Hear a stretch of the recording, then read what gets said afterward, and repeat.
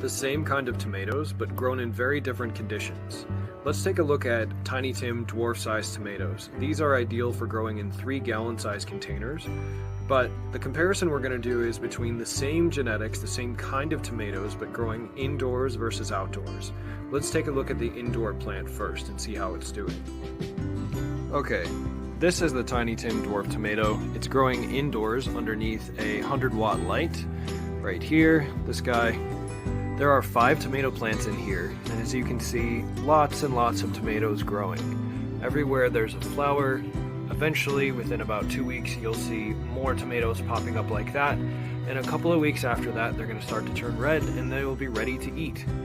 The nice thing about these dwarf-sized tomato plants is that they stay this size pretty much all the time that they're growing.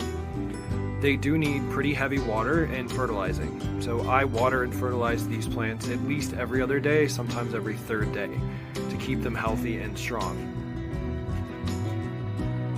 Lots of production, very small space indoors.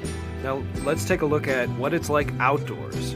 Now keeping in mind that these plants were planted indoors at the same time as the ones that are outdoors. We're going to jump outside and take a look at those. Okay, so here's our outdoor tomato plants. These were planted right around the same time.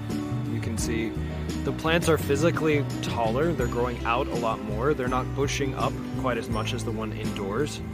They need, honestly, more water, more nutrients. Generally speaking, the challenge with these tomato plants outdoors is high heat, different kinds of atmospheric conditions, a lot of things which you can't really control. Got a small one over here that's doing a little bit better, but honestly, not great. There's a lot of things that are going to be troublesome outside. It's hard to have the water right. It's hard to keep the nutrients coming in at the right time. This particular group of plants is about 25 paces away from my back door. So I have to walk out here, I have to look at it, I have to make sure I'm watering it. It's just far easier to do all of these things indoors in a small space under a light.